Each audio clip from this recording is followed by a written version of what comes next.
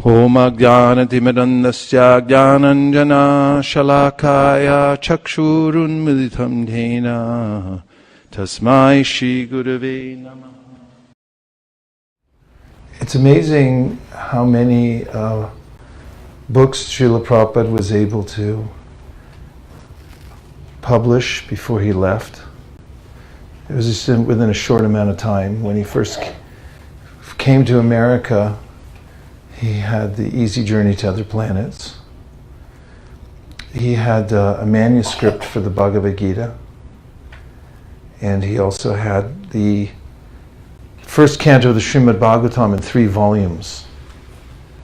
And actually, when I was writing my book and doing research, I was interviewing a lot of devotees. One of the devotees I was interviewing was Brahmananda Prabhu, one of Prabhupada's first disciples, if not the first disciple that he had. And Brahmananda Prabhu was telling me that the first canto of the Bhagavatam that you have all seen, it's the cover is brown. Actually, originally there was a dust cover on it. It was very beautifully illustrated with the spiritual planets on it. The original Bhagavatam that Prabhupada brought from India when he came. And when Prabhupada came to America for the first time on the freighter called the Jaladuta, this is not a passenger ship, certainly not a luxury liner, he had loaded on the ship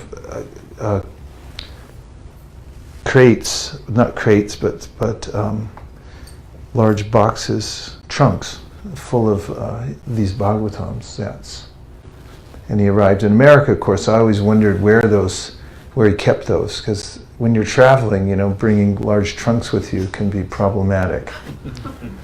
And Brahmananda let me know that the Scindia Steamship Company that gave him free passage, actually it was the owner of the company, Sumati Murarji, who gave him free passage on that ship, also had some storage area in New York City. And she also provided for that. So he kept the Bhagavatams there until he got established. Brahmananda said he remembered that he and Gargamuni would bind them together with string, which I see a lot of devotees doing nowadays. They're putting together stacks of books. But some of them were missing because Prabhupada had already distributed some. In any case, he said that Prabhupada was watching them tie up these Bhagavatams and was appreciating them, getting them ready for distribution there in New York. But Brahmananda told me also that before Prabhupada had come to America, one of the sets of Bhagavatams actually had been going all over India by himself, distributing his books, Back to God in magazine at first, and then he had the Bhagavatam, and he was selling what he called standing orders, which means people would buy the first canto of the Bhagavatam, but Prabhupada then promised him that he would come out with the rest later. And he went all over the place by himself. He went up way into Kashmir even. And there was even a Muslim university there that he sold a set of Bhagavatams to. And later on, I learned this part from some of the devotees from the Bhaktivedanta Library Party who had gone after Prabhupada, and they were amazed at how many places Prabhupada had gone by himself to distribute his books. So one of the places was in Delhi, and it was called the Library of Congress. If you go to Washington, D.C., you'll see a huge building. Have you been there? Oh, we're going to. Library of Congress in Washington, D.C. You've been there? I like that place. I haven't been inside, but I've seen it. You've seen it from the outside? Yeah, it's quite a spectacle, isn't it? I mean, it goes on for blocks. This is the Library of Congress, and it has branches all over the world. So one of them is in Delhi, and Prabhupada had sold 16 sets of his Bhagavatams to the Library of Congress, and they in turn distributed them to the various other libraries around the world. So before Prabhupada arrived in America, his Bhagavatams already came. And one of them was in the New York Public Library. And Prabhupada went in there and found it in there. It had been directly sent there by the Library of Congress in Delhi. due to his own work. We don't know what circuitous route these books take when we distribute them here, there, and everywhere, but they always take some route. Krishna knows. We can only know anecdotally how they're affecting people. In fact, Vijay Prabhu is just putting out a new book, just full of anecdotes of how people have been individually affected by reading his books. But if you then extrapolate and think about what that might do, if you increase that, there's a law in mathematics called the law of large numbers. You know about this, mathematicians? The law says that the more times you perform an experiment that's an accurate experiment, the more you're going to see the actual result. So if you flip a coin twice and it lands heads twice, you can conclusively say that actually it's not a 50-50 chance, right? Say no. Go no. Why would? On what basis would you say no? The fact that it landed twice on heads and not heads and tip, and not once. Yeah, but I'm just saying, what theory would you put forward? Yes? Experimental probability. I was looking for the law of large numbers. But I like your answer too, because that was nice.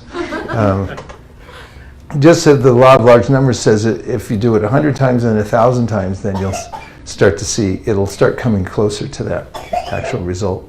So in a similar way, whether it's analogous or not, I still like the idea. The more you distribute books, the more you're going to actually see the effect, ultimately. If you do it on a small level, it may be harder to see, but the more you increase the volume, the more you'll see it.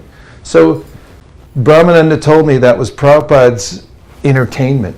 That's the words Brahmananda used. He said, and he was there with Prabhupada personally, just serving him. And he said Prabhupada used to take 3 bus transfers. It means at that time, you'd put some coins in a little box, and they'd give you a transfer slip. That meant you could get on the next bus to the next bus to go where you were going in New York City. And there was Prabhupada by himself going on several buses to get to that library, to walk in, to see his books in there. And what a victory that was, just that they had penetrated the airspace and made it there. This is indicative of the power of the Srimad Bhagavatam, the transcendental vibration itself. Once it enters, it's too late. The damage is done. It's like you can't take it back because it's Krishna. Krishna enters the mouth of Aghasura, if you read in the 10th canto, and then he just expands and kills Aghasura. And similarly, we see when Krishna appeared as the Matsya incarnation, he was a little fish, and he got King Satyavrata, take me home. And he kept growing. That happens in our life too. It's just like, well, it's just a little thing, but then it becomes everything. And that's what happens. So Prabhupada said that he told Shruti Kirti Prabhu that one day, he said, every day I write something. And he said, drops a day, and he used this several times. I saw him do it when he was talking about being consistent with your practice. He said, drops a day, and he would go like this with his hand, drops a day, wear the stone away. He said, look how many books we now have. And he said, I've done this because I write something every day. And it was, if I may use the word again, painstaking, that he would sacrifice all else, especially sleep, which is something that is very difficult to give up. It's impossible, actually, unless you're not connected to this world at all.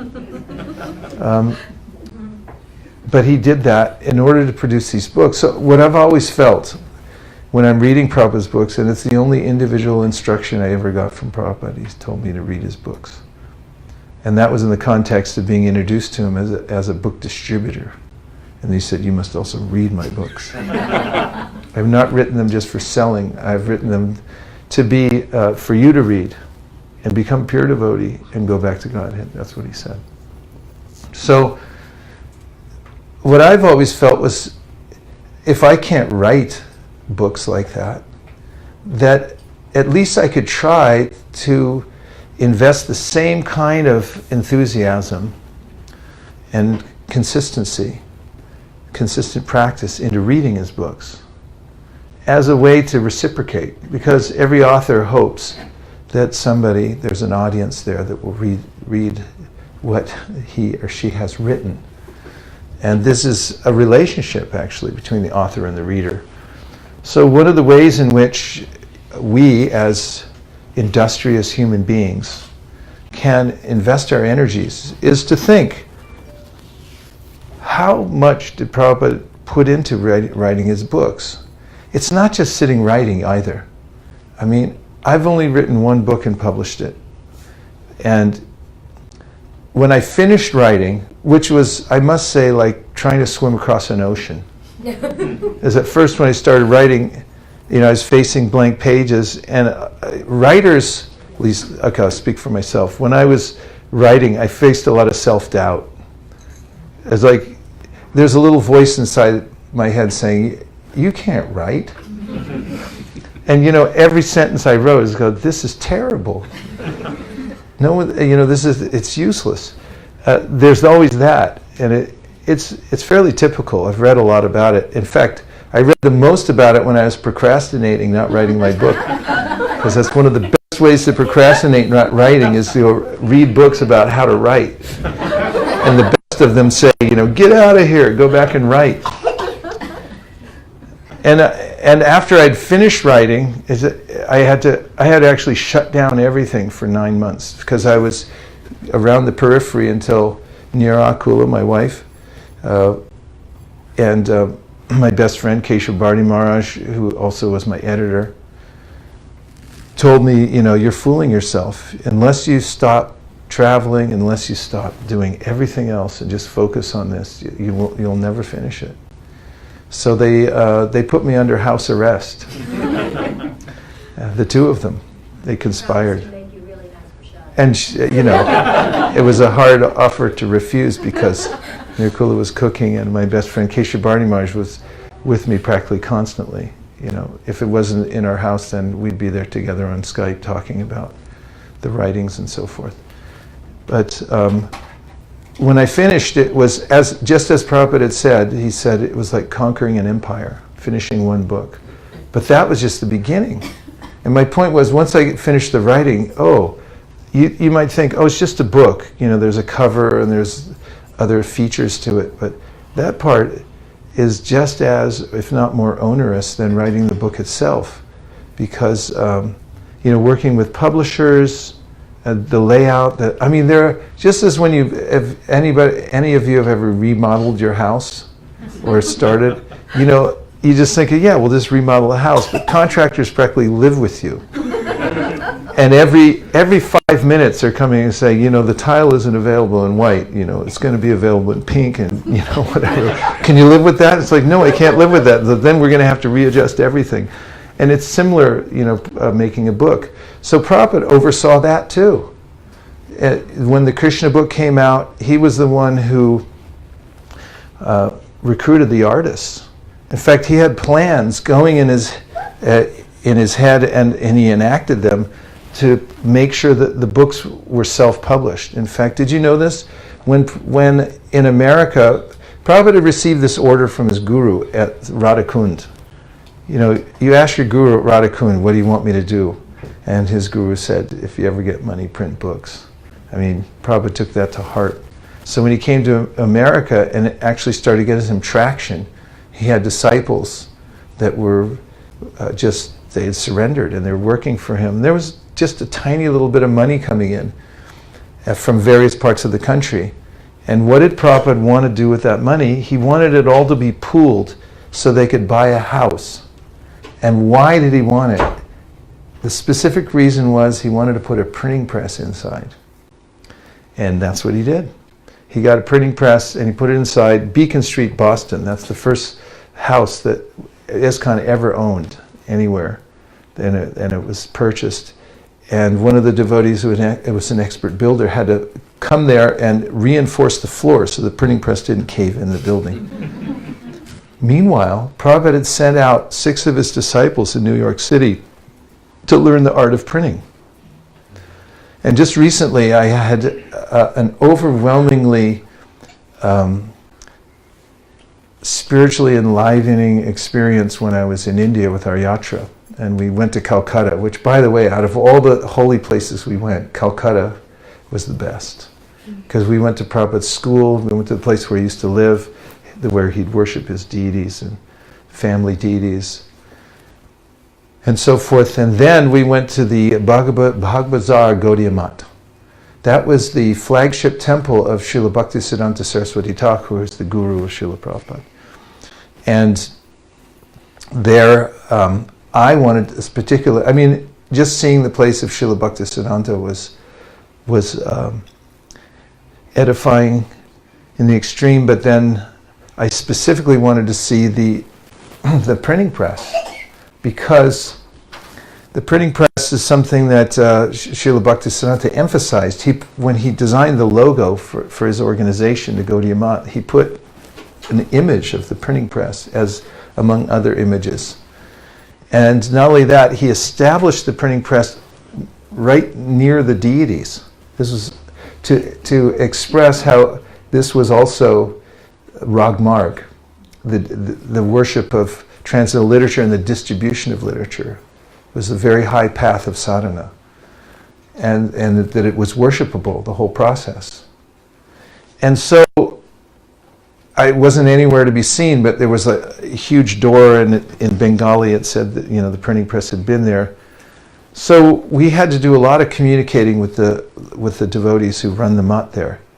And finally, some of our very expert devotees had made friends with some of them who contacted others, and they finally called the right person, who said that I'll show you the printing press, but only a couple of you can come. And she had to, she told them that I was a disciple of Prabhupada and that I had dedicated my life to just selling his books and so forth. And so, it took a while. It was about an hour before someone came to show us. So what it turns out is they're building a museum, and it's not finished yet. It's right next to the Bug Bazaar. But they took us up in the museum in an elevator. And the construction's going on everywhere. But we went up to the top floor, and there was the printing press, Srila Bhaktisiddhanta's printing press. When I saw it, I spontaneously offered my obeisances on the ground to the printing press, and I remembered how Prabhupada had done that too when he first saw the printing press in Beacon Street, and he had offered his respectful obeisance to his spiritual master. But that was only half of it. I walked around to the opposite side of the printing press, and it's a beautiful press actually, but on it I saw that it was made in Cleveland, Ohio. Srila Bhaktisiddhanta Saraswati Thakur had gone to the ends of the earth to invest in technology. That was high technology at the time, to get everything needed in order to broadcast the message of Lord Chaitanya in writing. And so the entire process of printing that Prabhupada, writing the books, yes, obviously it requires full investment of one's consciousness to write, and then to get it published actually. And Prabhupada was doing it single-handedly. Imagine that. And he got his own printing press. It didn't work so well, so he started he went to Dai Nippon in Japan, and then the Krishna book got printed there. So did the TLC. There's a lot of details. A lot of it's in my book. I couldn't include all of it because it wasn't about just a comprehensive history. It was meant to give some clear indication about the importance of doing this work. So, anyway, in the last few paragraphs, I was just trying to illustrate how dedicated Prabhupada was to writing and getting it out there to the people. But he also wanted everyone to read the book. So we can invest as much energy, or at least some of our energy every day, to read these books. And when you look at all the volumes of the Bhagavatam, you might think that's a lot to read. And it's easy enough to just put it off for one day, isn't it? Is it possible? You could put off your reading for one day because you have a lot of other things to do? Please say yes. Yes. Thank you. Is it possible to do it for 2 days? Yes. How about a week? Yes. How about 1 month? What is your name? Rishi? Jishnu. I like that name. That's This is Rishi? No, that's Rishi. Jishnu, Rishi, Ishu. and Ishu. Ishu. Ishu. Okay. What is your opinion? Could somebody procrastinate for a month and not read? Yeah. Oh, give him the mic. I want this to be... Yes. Is it possible then somebody could do it for 6 months, just not read? No. It's not possible? You come from a good family, I'll tell you. It's possible to go for 6 months, a year. It's actually, the logic I'm trying to follow here. Here's what I'm trying to follow. If you can do it for a day, you can do it for 6 months, and you can do it for a year. I mean, what's the difference between a day and a year, really? Unless you have some system to overcome the procrastination and do it. So it's just a very practical matter. I've always been interested in reading Prabhupada's books. I did before I joined the movement. It's really what drew me in. And then I've tried to read as much as possible. But at a certain point, I realized it could be a lot more, and it could be much more systematic. And I was listening to a motivational speaker one day, and he said, any task can be divided into smaller parts and then achieved. And then it just dawned on me, it was Krishna's arrangement, how I could apply that to reading Prabhupada's books. So then I said, of course, well, I have to very practically look at them and see how much is here. So then I thought, by pages. So Srivas Pandit Prabhu helped me count up all the pages in all the Prabhupada's books. And then we started making charts and saying, well, okay, how many pages are in the Bhagavatam? And if there are a finite number of pages, then I should be able to do this if I divide it up into smaller parts. Then I made a graph. And on the graph it showed how many pages I'd have to read if I wanted to finish the Bhagavatam in 1 month. How many pages do you think that is? It's 502. That seemed a bit extreme for one day. In fact, we've experimented, we do every year in Govardhan, we sit down for Kartik and we just read Bhagavatam all day, about 5 to 7 hours. And you know, we've never really gone past 140 pages. So the 502, that's for like maybe you guys.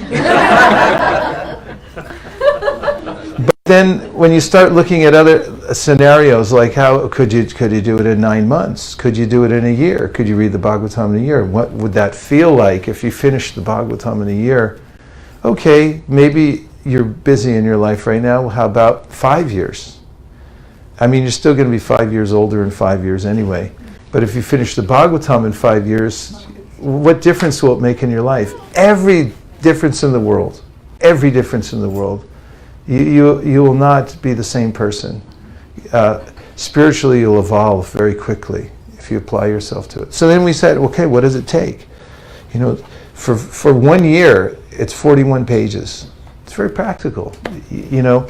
And then how would you read 41 pages? You go down to the Office Depot and you get those little stickers and you write 41 on one of those. You know those stickers you can put in and take out? If you're reading from a book, and you just write 41 on it. And then you count 41 pages, you put it in there, you get a do not disturb sign while you're at it. And just say, you know, when I finish this, then I can move on to other things. Otherwise, until then, you know, everything, I'm dead to the world. Don't even talk to me. And if you do that, what difference will it make in your sadhana?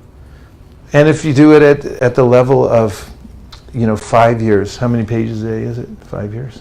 5, I think. Yeah, it's 8 pages a day.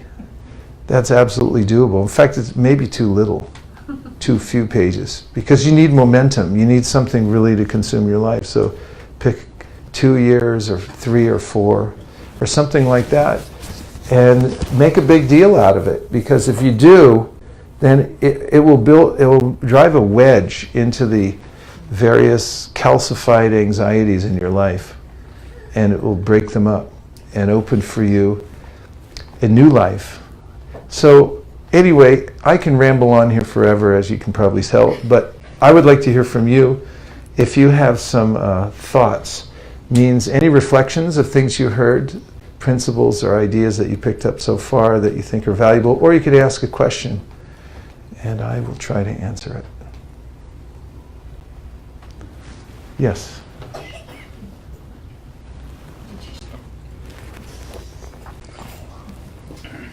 You're Jishnu. It's a cool Guru name. Maharaj, earlier you had mentioned how in the beginning, the early days in ISV, bystanders would walk by and they would be like, whoa, or they would be startled. How do we have that renewed, startled feeling, that fresh feeling every day? Well, actually even more than that, I noticed one day that one of our devotees who had been introduced to Sankirtan, as we started at ISV in a small way, a simple way, by a few of us, we only had a few of us going out for book distribution. And when new people would come, we'd introduce them to the idea that this is what the Krishna consciousness movement is. It means to go out and meet people and do a good deed by sharing with them the transcendental literature and make friends. And so I saw one of the newcomers who had been in our organization just a few weeks, and he had been on Sankirtan, and he had such an exhilarating experience that we were sitting in the Bhagavad Gita class in the evening one day, which was only one day a week. It was every Wednesday we'd have. Because in a householder community, you can't expect everybody to be there every day for Mangal Artik and everything, in every single class. You have to organize in such a way that everyone can stay close enough to at least the 5 most important limbs of the 64 of Bhakti so that they can make advancement. So anyway, I was watching as I was giving class, and this new person saw somebody look in and have that startled look, like, what is this? And try to read one of the pamphlets we had attached to in a little container outside the door. And then they started to walk off, and nobody prompted this person, but he jumped up and ran out with the book, and met him in the other person in the parking lot, because he didn't want to let him get away. I mean, in a way that, like, this is so good, I have to share it. And I saw it was spontaneous. And Prabhupada said to Karandar Prabhu, who one of the earlier successful managers in ISKCON, he was a very bright person. Prabhupada liked him very much. He said, as far as management goes, you should, as a manager, create an environment in which the devotees do service that's individual, spontaneous, and voluntary. Everyone say, individual, spontaneous, and voluntary. And then he also said, you should always create a fresh challenge, so that they'll want to rise up and meet it. That's the duty of a manager, to do that kind of, or a leader manager, to create that kind of environment for people. So Sankirtan does that, and also hearing and chanting together. In fact, they're inseparable. And, Sankirtan means hearing and chanting, because if you don't hear and chant, you don't have much to distribute. When you read Prabhupada's books, and you're hearing sufficiently, it's so astoundingly real and commonsensical even, that it just makes perfect sense to distribute it to other people.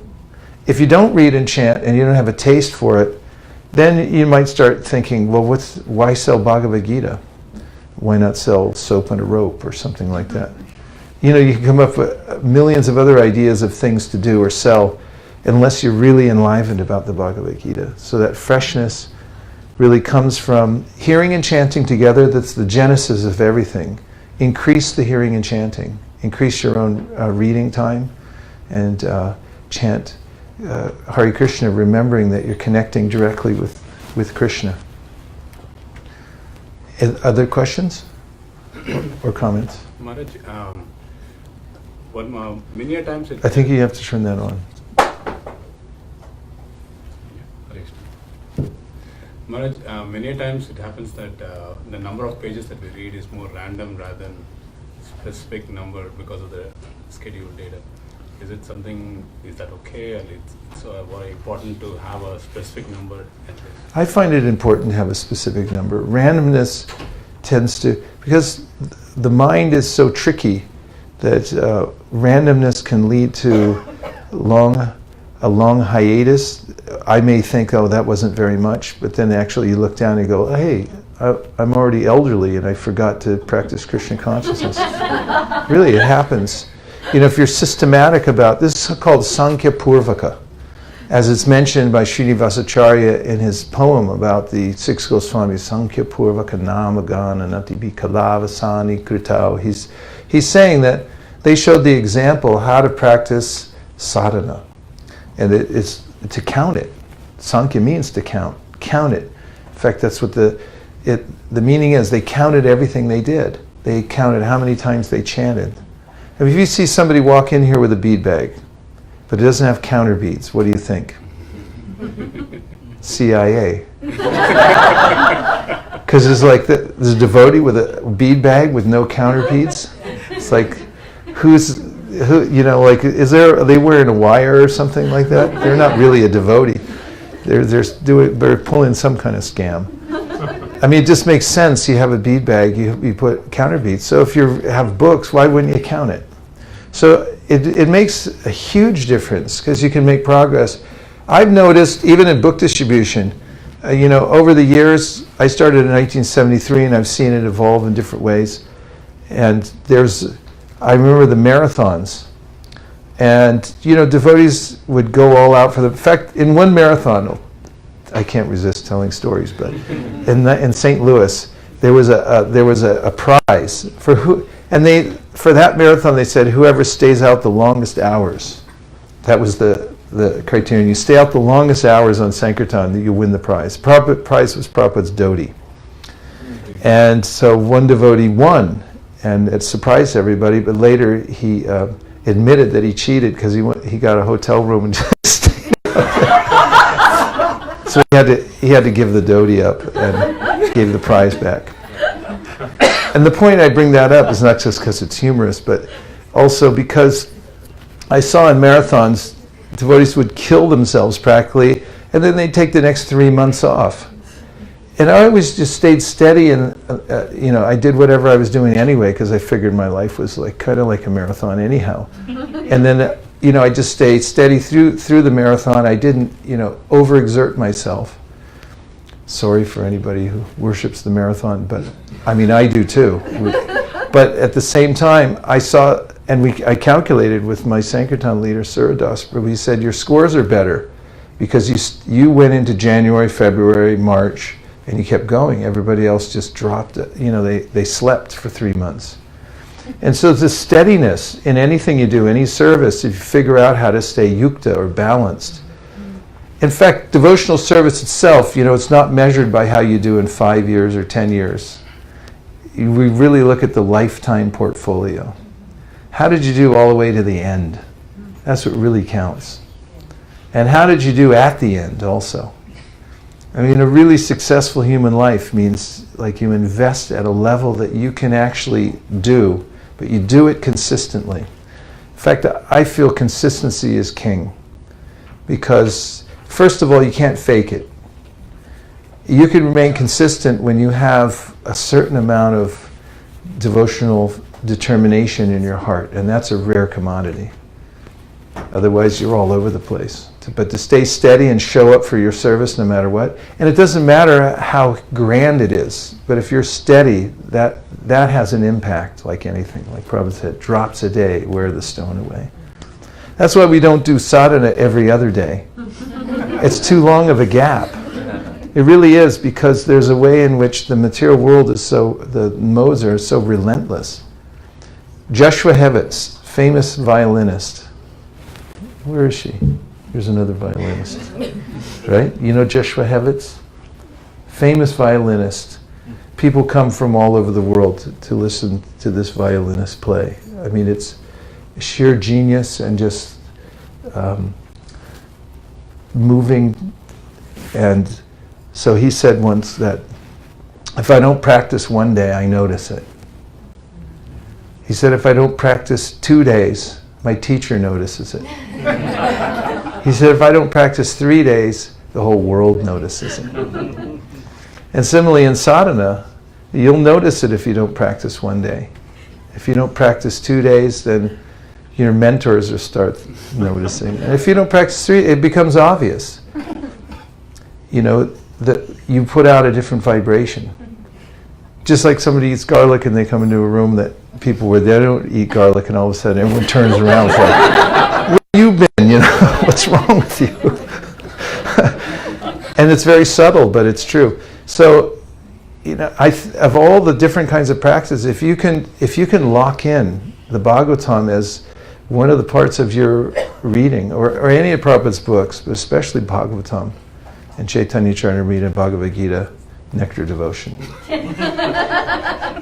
If you have a system, you know, and the system is so tight that if I wake you up at 1 o'clock in the morning and I say, when are you going to finish the Bhagavatam? And you're able to tell me, I guarantee you if you have that much precision in the way you've designed your reading, that every day when you wake up, you'll feel an extra impetus in your life because you're going somewhere. That's real happiness, actually. Happiness comes from having the right goal and having intensity for it. It's not just having the right goal. So a lot of people have good goals, but intensity. Devotional service is about intensity. That's what makes us happy as living entities. We don't like mediocre life. But if you're not intense about reading Bhagavatam, then you'll have to be intense about something else. That's why people go to baseball games. They're waiting for it to be the bottom of the ninth in the World Series, you know, and it's the last game, and the count is 3-2. Sorry for all you cricketers out there. And you know, it's the last pitch comes in, and the ball, and you watch it going over the fence, and you know the crowd goes wild, and it's like they put their life into practicing throughout their childhood to get on that, you know, get up to bat for that. And the people too, they've been, you know, waiting for this for years. And you know, the emotion, the intensity comes out. That's what makes us happy, is to live in intensity. So you can do that in devotional service. And so self-align yourself with that intensity for Bhagavatam and studying, and then you'll actually be happy, and then your life becomes exciting at every moment. You have to live on the edge to be happy. Don't play it safe and try to have too much comfort in the material world. Try to be a little edgy, because then if you're taking risks, then you're actually in a good zone. Taking risks for Krishna, that is. I like to say that you should feel comfortable outside your comfort zone. That's when you feel comfortable. And when you get in your comfort zone, you should start feeling a little uncomfortable. It's like, I don't feel so good right now. I know I'm in my comfort zone. Let me get out of it. So push yourself a little bit, but not too much, not in a way that you get out of balance. Krishna says this in the Gita, yukta hara viharasya, yukta chesasya karmasu, yukta swapna vabodasya, yoga bhavati dukkha. Be yukta, balanced in everything you do, but do add in things that necessarily keep you on that edge. And that's one of the things that is unassailable, is this reading of Bhagavatam. It'll change everybody around you too. My friend Satyadev Prabhu and I, whenever we travel together, mostly in Japan these days, but you know, when we do our chapter of Bhagavad Gita every day, we chant at least one chapter of Bhagavad Gita every day out loud together. And you know, I would just remember times years ago, we'd get into the ashram, we'd get our bags put away, and then we'd sit down and we'd do our chat. And then, you know, everybody else in the ashram would come in, what are you all doing? You know, can we listen too? And after 3 days of doing it, then the whole ashram starts to change and buzz. Just because that one simple activity, it only takes 15 minutes. But what a 15 minutes that is. When two people decide together to read the Bhagavad Gita out loud, at least all the verses. I mean, it just changes everything. So we have 30 more seconds if you have one last point. Yes, Prabhu. 1, 2. 15 seconds each. Or 14. Leave me 2 seconds to answer. Is there any difference, like in reading from book or online? Also, I would like to know some guidelines. I have already got many, but like when to read, and is it required to recite prayer or reading? Like is it required to sing bhajans before or after reading, things like that? No, yes, yes, yes, and yes.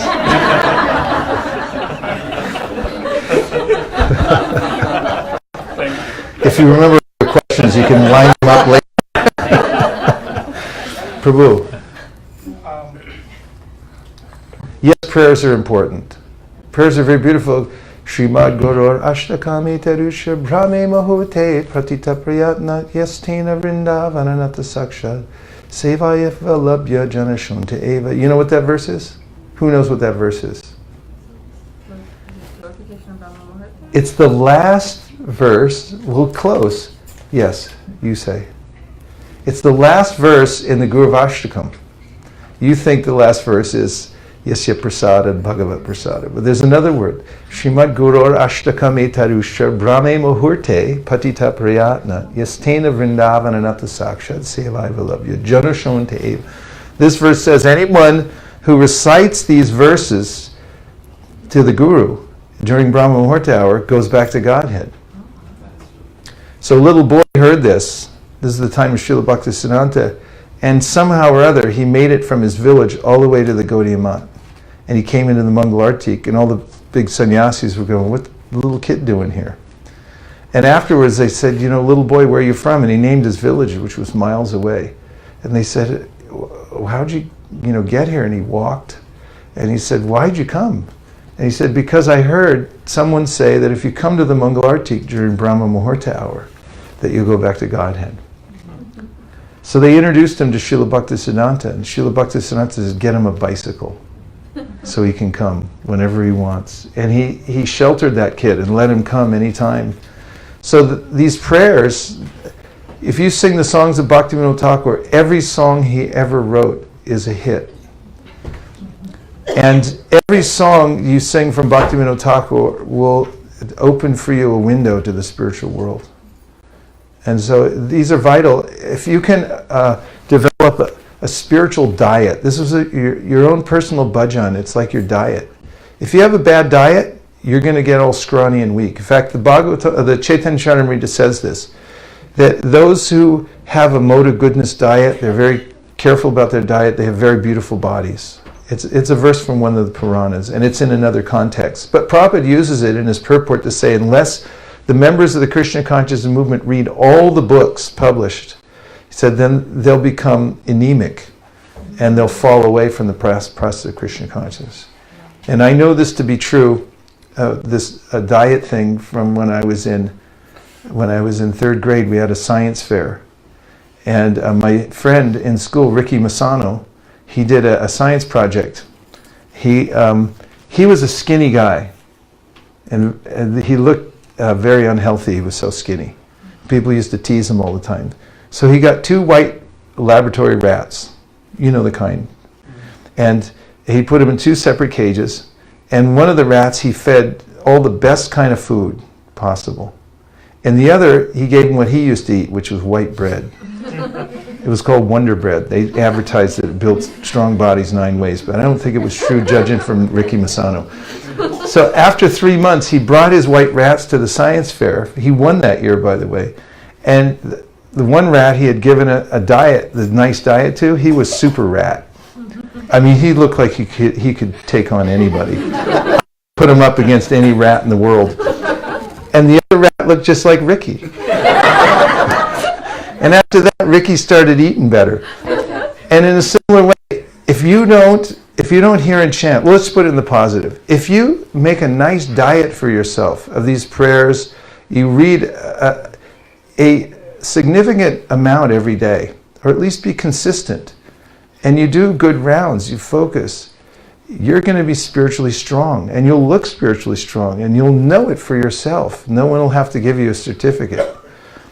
And similarly, if you don't, then really after some time you get skinny. People look at you and go like, what happened to you? Or they'll actually, they won't say it to your face, they'll say it to their, like, what happened to him? And that's what happens. So make a good diet. If you read online, digital's okay, in book form, whatever gets you there is what really counts. Whatever way you can find your rhythm and actually do it consistently. We really should end, so we'll take one more. So my question is on bridge books. Bridge books, yes. That we distribute during book distribution. Uh-huh. So generally, I feel that I'm more attached to Prabhupada's books, especially Bhagavad Gita, when it comes to book table distributing books. But I see all the time in the bookshelf we have several other books, and we have books like Vegetarianism, Glories of Glorious India, and all that. Is it required for us at any point, like, come out of Bhagavad Gita or Prabhupada's basic books and take those books and show them, or should we have a round of books showing to the people, or is it just have Bhagavad Gita, and if they don't like it, just point them to the other? Well, let me ask you, what is a bridge in general meant to do? Very philosophical question. What's it supposed to do anyway? Connect to Prabhupada's books. No, I'm not talking about bridge books. I'm just talking about bridges. What is the idea behind a bridge? Relationship. Yeah, more practical than even that. You're still being philosophical. Okay, you tell me, Jishnu. To go to the other side. Yeah, go to the other side. Go one point to the other point. So, I mean, the idea behind bridge books, and any bridge book author would be like, I'm going to get people to come from here to here. Right? I mean, that's the idea. When we say bridge books, they're not. They're meant to bring people closer to read Prabhupada's books. That's the idea. So, fortunately, we all have free will, and if everyone likes to distribute different books. In the early days, I remember Vijayatatma, he was attached to Nectar Devotion. He was always talking about Nectar Devotion. That's all he distributed, practically, because he liked it so much. And I know Vijay Prabhu, the great sadhu and lifelong book distributor, brahmachari, he just likes Bhagavad Gita. That's all he ever sells is Bhagavad Gita.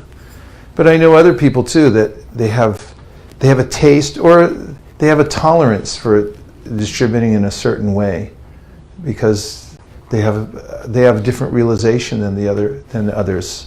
How they've started, how they've approached, so they do a certain way also. So in our teams, I like to encourage people to do what they especially are enthusiastic about. Because when a devotee does what he or she likes to do and really has faith in, then it comes out when they're presenting. Like a lot of times people ask me, and it may be related in a certain way, like, what should I wear when I go out on book distribution? Do I have to wear dhoti? And my realization is, after years and years of trying anything and everything, and I do mean that, is wear what you feel comfortable enough in to go out and relate to people as best you can.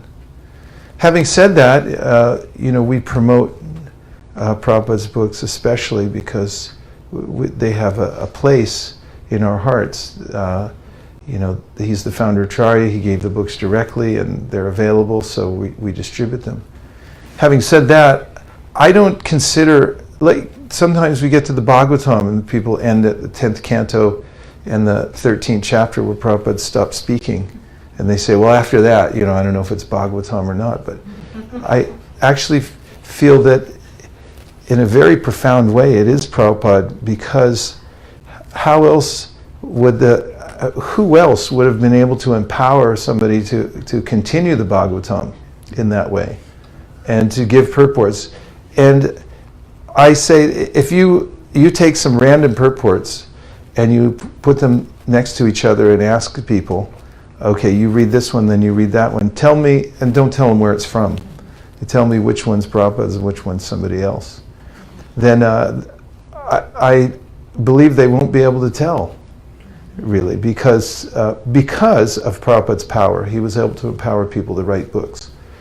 The book you mentioned of, what was it called? The glorious. The Devamrita Swami's book? No, that's Satyaraj Prabhu's book, The Hidden Glory of Oh, The Hidden Glories of India. Yeah. Anyway, there's a lot of different books, and you have to find which ones match the best. We do mostly promote Prabhupada's books, but in certain cases, like I was downtown San Francisco, and I was distributing with a devotee who was watching me, and I was presenting Bhagavad Gita, and 3 times in a row, after people took the Bhagavad, they said, actually, I don't want this one, I want that one. And they wanted the Higher Taste Cookbook. And I was a little frustrated. And this devotee who was watching, it was a new devotee, he said, don't worry. He said, that's how I became a devotee. I read the Higher Taste. He said, I read the Higher Taste, and I saw the excerpts from this person, A.C. Bhaktivinoda, and I said, who is that? And then I went to read, wanted to read his books. So just the main points are, distribute what really inspires you. And we're always bridging towards getting people to take the Bhagavatam and the Bhagavad Gita and bringing them to Prabhupada's teachings. But the way in which you do that depends on your personal style a lot. However, there are some mandates I know that Vijay tried to make. I don't know if everyone follows them, but there's some percentage. This many Prabhupada books and that many. But if devotees are really together in an organization, in a team, and they're reading together a lot, and they're realizing what's in Prabhupada's books, they have no hesitancy at all to present his books to the public. I think it's people get mental sometimes about it, and they'll think people won't understand it or something like that. So thank you very much for coming out here on a rainy Texas evening to this beautiful center, and I love what you've done with the place. The lights, the artwork, everything's so neat and clean and beautiful. It's a nice space, and you devotees are amazing. I mean, this community is really powerful. And Austin, this is the next big thing. I mean, it's already a big thing what you're doing here, but keep doing it. Keep taking care of each other and hearing and chanting. And by all means, extend yourself and take risks to distribute Krishna consciousness as much as possible, because you'll never be disappointed. And also, when you do, it's a high sadhana that will help you develop in Krishna consciousness, and it'll increase your taste for hearing and chanting. And when kids get involved in distributing books, do you guys go out? Book distribution? I never did, but I know many other people. My brother did one. Okay, you can come up to Dallas this weekend, we'll all go out. When kids go out and learn how to do book distribution, they get an education that you won't get anywhere else in the world. It's better than an MBA. It's better than a PhD. They learn how to they learn how to communicate to all kinds of people. They see how the modes of nature work. They get exposed to every kind of culture, going door to door and seeing people. And they also learn how to face rejection, and that's something that some people never learn. The first time that our kids' party went out, Kameshwari took them out officially, and they were out going door to door together. And one of the places they went rejected and closed the door. And she could see the kids were really distraught. Any of you like to get rejected? One person. You're a powerful devotee. They all went and sat in the playground, and they talked about it for about a half hour. What just happened? What did it mean? What didn't it mean? All these kinds of things. And afterwards, the kids were empowered. And, they've been doing it, some of them for 16 years. Since they were born, they were doing it. And they become extremely dedicated, and also they're fortified and knowledgeable, and they learn about all different aspects of material and spiritual life just from doing Sankirtan. So keeping that as the tip of the spear of your thrust for the organization is very effective. because it's also following the order of the Acharya, and it'll bring great mercy. Go Premanande Haribol. Marman, Nachari Marman, Nachari Marman, Nachari Marman, hey, Nachari Marman, Nachari Marman, Nachari Marman, Nachari Marman.